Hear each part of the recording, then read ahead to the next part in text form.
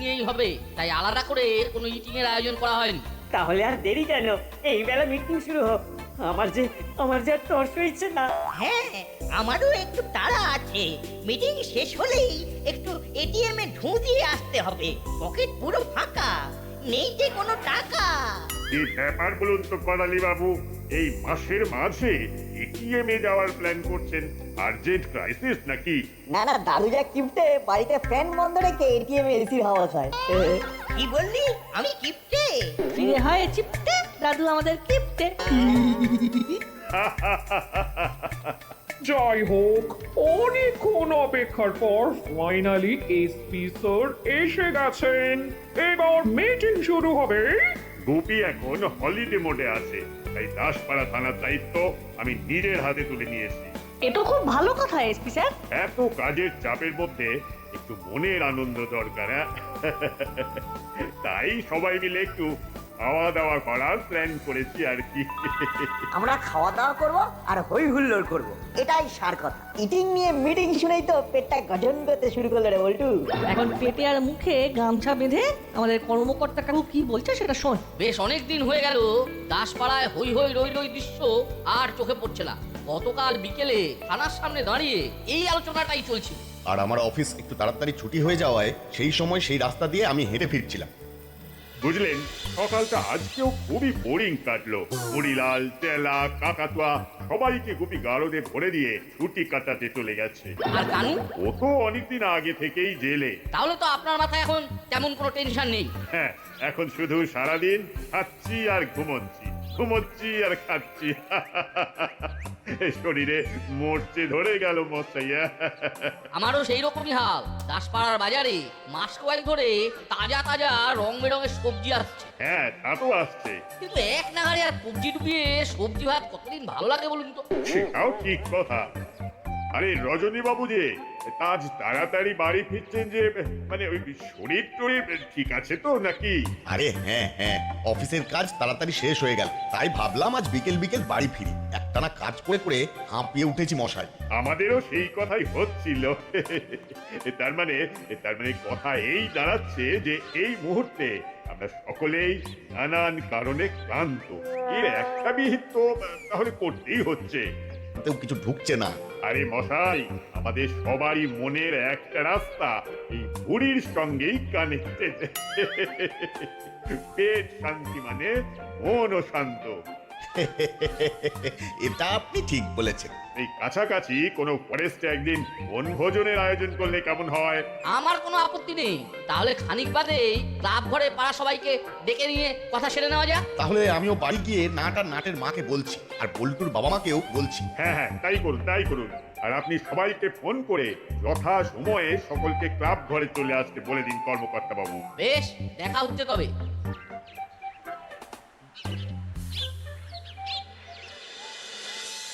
ও আচ্ছা, এই কথা। তা বেশ বেশ, আমার কোনো আপত্তি নেই। সামনের রবিবারই হোক তবে। না না না, আমার আপত্তি আছে, আপত্তি আছে। আহা, পাড়ার সকলে মিলে এতদিন পর কোথায় হইচই করে জম্পেশ খাবার দাবার খাবো, হই হুল্লোড় করবো, এর মধ্যে আবার আপত্তি কিসের? আরে মিত্তি দিদি যখন বলছেন তখন নিশ্চয়ই ওনার কোনো সমস্যা আছে। বলুন দিদি। অনেকদিন বাড়িতে থেকে থেকে বোর হয়ে গেছি, তাই কর্তাকে বলেছি এই রবিবার আমাদের তিনজনের জন্য সমুদ্র সৈকতে যাওয়ার ট্রেনের টিকিট কেটে দিতে। আমি খুব দুঃখিত। এই দাদা, একদিনে দুটো অপশন, কোনটা ছেড়ে কোনটা খাই বলতো? আরে দাঁড়া দাঁড়া, মাথা ঠান্ডা কর। বেস্ট অপশনটাই কায়দা করে বেছে নিতে হবে, কি বুঝলি? আমি বলছি কি, বেড়াতে তো আমরাও বহুদিন কোথাও যাইনি। পিকনিক যখন হচ্ছেই তখন বাইরের কোনো পার্কে জঙ্গলেও করা যেতে পারে। ভালো মন্দ খাওয়া দাওয়ার সাথে একটু ঘুরে বেড়ানো যাবে। ওই দেখ দাদা, এইবারের প্ল্যানটাই কিন্তু সলিড। মাসির সঙ্গে বেড়াতে গেলে সেই মাসির হাত ধরেই ঘুরে বেড়াতে হবে, তার থেকে পিকনিকই ভালো। ঠিক বলেছিস হলো। এই ভালো মন্দ খাওয়া দাওয়ার সুযোগ কোনোভাবেই হাত ছাড়া করতে ইচ্ছে করছে না রে ভাই। তখন দিকে বিড়বিড় করে কি এত আলোচনা করছো বলো তো তোমরা? বলো তোমরা কি চাও, সমুদ্র নাকি জঙ্গলে পিকনিক? হ্যাঁ হ্যাঁ হ্যাঁ, বল বল। না মানে মাসি, আমরা আর কি বলবো, তুমি যা বলবে তাই হবে। আরে এই হলো, এসব কি বলছিস? মাসিকে বল যে আমরা পিকনিকে যাব। বাটালি তুই আবার কি বলছিস হুলোকে? আমাকে বল তুই কি চাস? ইয়ে না না মাসি বলছি যে এই পাড়ার সবাই যখন পিকনিকে যাচ্ছে তখন সবাইকে ছেড়ে এইভাবে একা একা বেড়াতে যাওয়াটা কি ভালো দেখাবে? তাছাড়া সবাইকে ছেড়ে ঘুরে বেড়াতেও খুব কষ্ট হবে গো মাসি। তাহলে তাই হোক, আমরা সকলে মিলে একসঙ্গে পিকনিকে যাচ্ছি তবে। পিকনিক তো খেতাম আমাদের সময়ে, তখন দেশ সবে স্বাধীন হয়েছে। আমরা তখন যুবক, স্বাধীনতার আনন্দে আত্মহারা। আমরাও সেই আনন্দ উদযাপন করতে পাড়ার সকলে মিলে আয়োজন করলাম পিকনিকের, পাশের গ্রামের এক জঙ্গলে। তারপর সে কি ভয়ানক কাণ্ড! সেদিন এই করালি না থাকলে কি যে হতো! দেশ স্বাধীন হওয়ার সময় তুমি যদি যুবক হও তাহলে এখন তোমার বয়স কত গো? আমরা তো জানি 75+, কিন্তু লজিক খুঁজে পাচ্ছি না। যাই হোক, আচ্ছা দাদু, তুমি কি এমন করলে যে সবাই প্রাণে বেঁচে গেল? অত্যাধিক পাকা ছেলে দেখছি তোরা। বড়দের কথার মাঝে কথা না বললে তোদের ভাত হজম হয় না, নারে না? এত বড় হলি কিন্তু কিছুই শিখলি না রে। আহা নাট বল্টু, করালি বাবু কি বলছেন আগে শুনি, তারপর কথা বল। হ্যাঁ, তারপর কি এমন হলো করালি বাবু যে আপনাকে সকলের প্রাণ রক্ষা দায়িত্ব নিতে হলো? তা দায়িত্ব নিতে হবে না? আমরা কি আর এই যুগের ছেলে মেয়েদের মতন অলস ছিলাম? আমরা অলস নই দাদু। আমরা ছিলাম 3 বেলা মুকুর ঘোরানো পালোয়ান। তা পিকনিকে সকলে পোলাও কোরমা খেয়ে হাত মুখ ধুয়ে কমলা লেবু খাচ্ছে। পুরো জঙ্গলে কোরমার গন্ধ একেবারে ম করছে। তারপর কোরমার গন্ধে ইংরেজ আমলে ডাকাত চলে এলো। আহা, টাকা তেলে তবুও মেনে নিতাম। ওমা দেখি জঙ্গল থেকে বেরিয়ে এলো আস্ত দুটো চিতাবাঘ। দাদু বলছি এটা না বাড়াবাড়ি হয়ে গেল না মনে হচ্ছে একটু? হ্যাঁ, তার মানে আপনি কি বলতে চাইছেন? আপনি বাঘের সঙ্গে লড়াই করেছেন? না না, এ কি করে সম্ভব? আরে বাঘের সঙ্গে খামোখা মারপিট করতে যাব কেন? আমাদের শুধু শরীরের জোর ছিল না, ছিল বুদ্ধির জোরও। সেই দিক থেকে আমরাও অনেক এগিয়ে আছি করালি দাদু। সে যতই তুমি এই যুগের ছেলে মেয়েদের ইনসাল্ট করো না কেন। শুধু বুদ্ধি থাকলে হবে, আমাদের মতন ফিট বডিও প্রয়োজন, বুঝলি? ওই ফিট বডি দিয়ে যে কি দেশ উদ্ধার করেছো তা আমাদের জানা আছে। একজন কুমড়া আর একজন ঢেঁড়স, এই বডি নিয়ে তোরা আমাদের জাজ করিস। এই এই একদম আমাদের বডি নিয়ে উল্টো পাল্টা কথা বলবেন না, আমি বলে দিলাম। এই কেন বলবো না রে, কেন বলবো না? চুপ, একদম চুপ। করালি বাবু, আপনি কি বলছিলেন বলে যান। আর কি বলবো, হঠাৎ দেখি দুটো চিতাবাঘ। তারপর আমাকে দেখে ওরা ঘাবড়ে গিয়ে যেই না একটু এগিয়ে এসেছে, অমনি আমি পাশে থাকা একটা বড় স্টিলের গামলা তুলে সেটায় পেল্লাই এক খুন্তি দিয়ে ঢাকের মতন বাজাতে থাকলাম আর বাঘের দিকে এগিয়ে যেতে থাকলাম। তারপর বাঘ ভয় পালালো। আর উপায় কি, আমাদের ওদের দিকে ওইভাবে আসতে দেখে ওদের আর পায় কি, ভয়ে এমন ছুট লাগালো যে বেচাদের ওই দিন আর আশেপাশে দেখা গেল না। বলি হরি আপনার করালি বাবু, সাবাস সাবাস। সবই ঠিকই আছে, কিন্তু দাদু তোমার বয়স এখন যেন কত? কত আর এই 75+ হতে চললো, তবুও এখনো আছে তেমনি গায়ের জোর আর বুদ্ধির জোর। কিন্তু আমাদের দেশ স্বাধীন হয়েছে 78 বছর হলো। সেই হিসাব করলে সেই সময় তোমার বয়স ছিল 3 কি 4। না মানে মানে হিসেবে একটু গন্ডগোল করে ফেলেছি। একটু হিসেব করে দেখছি আমার বয়স এখন 85।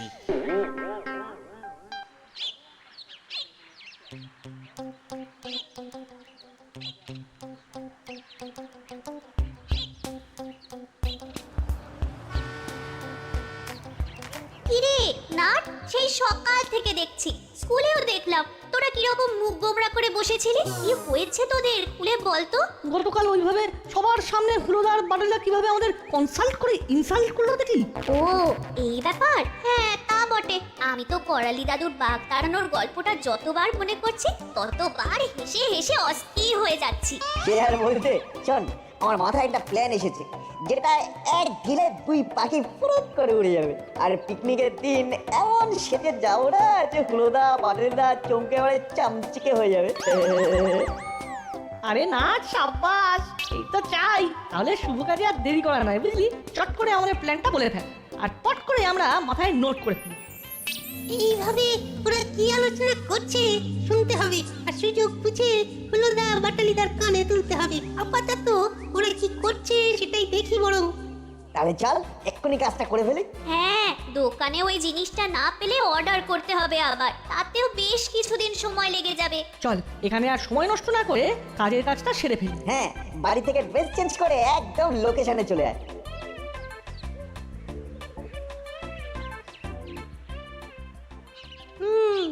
উমা না কোথায় যেন যাচ্ছে, না ওদেরকে চোখে চোখে রাখতে হবে।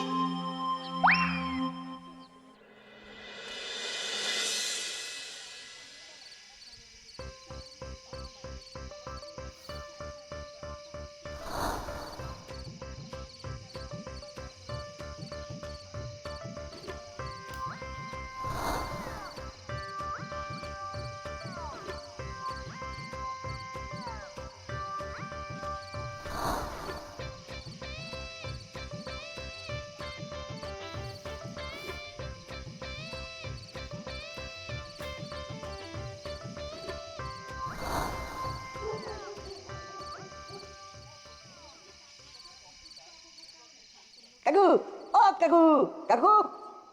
কি ছোকরা, কি দরকার, কি চাই? বাঘ চাই, বাঘ, সঙ্গে একটা শেয়ালও। এটা কি চিড়িয়াখানা পেয়েছো যে বাঘ শিয়াল চাইছো?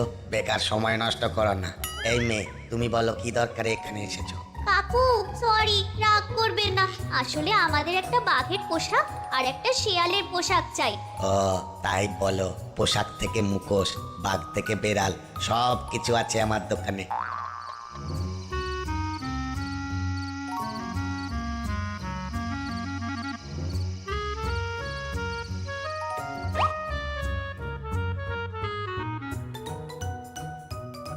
এই নাও দেখো। উফ, কি দেখালে কাকু, মন ভরে গেল। তাহলে চটপট এই দুটো পোশাক প্যাক করে রেখে দাও, আমরা ঠিক সময়ে এসে জিনিসটা পিক করে নেব। ওকে, টাটা কাকু, টাটা।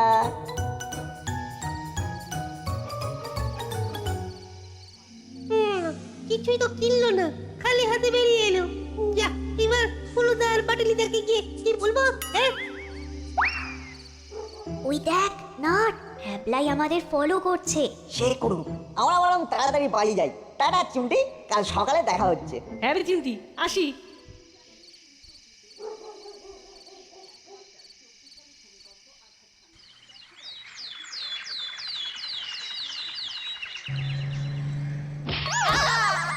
বাবা রে, কোমর গেল রে। আরে আরে সরি সরি করালি বাবু, এক্সট্রিমলি সরি। এইভাবে যাত্রার শুরুতেই বিপদ। ওরে বাবা রে, না জানে আজ কপালে কি কি আছে। ওই দেখ দাদা, ইচ্ছে দুটো সেই তখন থেকে সাজগোজ করেই যাচ্ছে। দেখ দেখ এমন চকচকে জামা কাপড় পরেছে দুজনে। সেই তো দেখছি, কাল মাসিকে কতবার বললাম যে আমাদের দুটো নতুন জামা আলমারি থেকে বের করে দাও, কিছুতেই দিল না।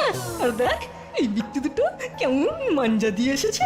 শুনলি না, সেদিন ভ্যাবলাই বললো ওরা পাশের পাড়ায় সাজঘরে গেছিল, মনে হয় সার্কাসের ড্রেস দুটো সেখান থেকে কিনেছে। দেখ পুরো জোকার লাগছে। আমাদের সময়ের কথা আজকালকার ছেলে মেয়েরা বিশ্বাস করে না। আহা, এই আপনি কি বলছেন? ওরা বাচ্চা ছেলে, সেদিন কি বলতে কি বলে ফেলেছে, ওদের হয়ে আমরা ক্ষমা চেয়ে নিচ্ছি। সেসব তো বুঝলাম, এখন এইসব বাদ দিয়ে আমরা করালি বাবুর আরো কিছু অভিজ্ঞতার কথা শুনি, কি বলো?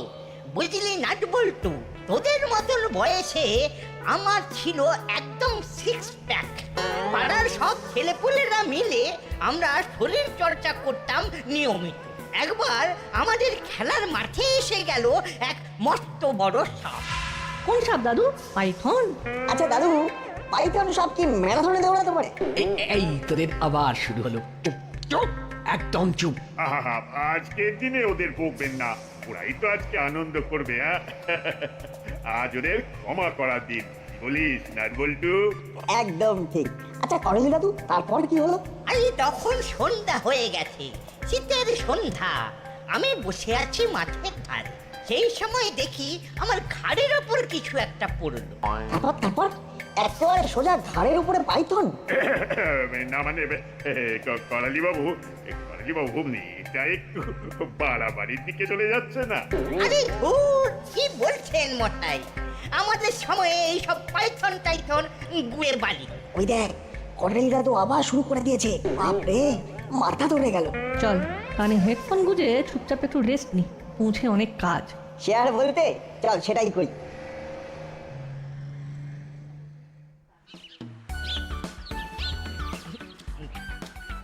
এই, আমাকে হাড়ের দেখে একটা মাংস দেবে। দাদু সাবধানে কিন্তু, তোমার দাঁতগুলো ফলস হতে পারে কিন্তু মানুষের হাড়টা ফলস না। আজকে ছেলে পুলে নেহাত অল্প বয়সের বাচ্চা ছেলে, নইলে তোদের আমি দুটোকে দু হাতে তুলে পাক খাওয়াতাম। সরি দাদু, এক্সট্রিমলি সরি। আজকে রান্নাগুলো আহা, কি অপূর্ব রান্না! আহা, একটা কিরে নাচ, তোর কেমন লাগলো?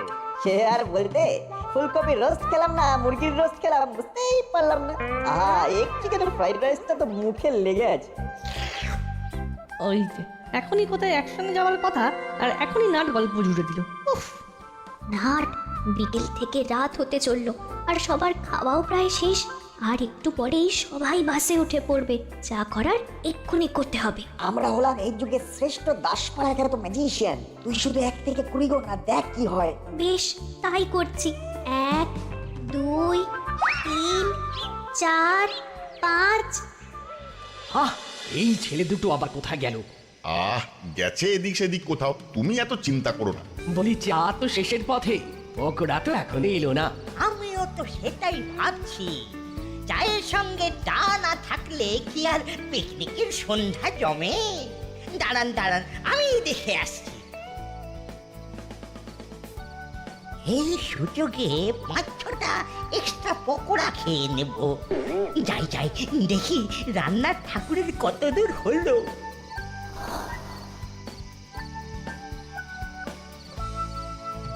না, এই দিকে কেউ নেই। গরম গরম পেঁয়াজের পকোড়া, চটপট খেয়ে নি, নইটা ঠান্ডা হয়ে যাবে।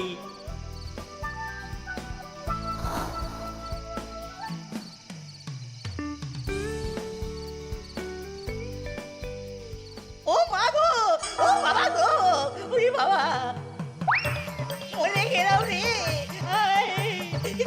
বাঘের হাতে মারা পড়লাম রে। ও বাবা গো, মা গো, ওরে বাবা রে, আমি আর একটা পকোড়া নেব না গো। বাজাও, কে কোথায় আছে বাজাও। ওরে বাবা রে। হুক্কা হুয়া। এই যা, কি কেলেঙ্কারি হলো রে বাবা!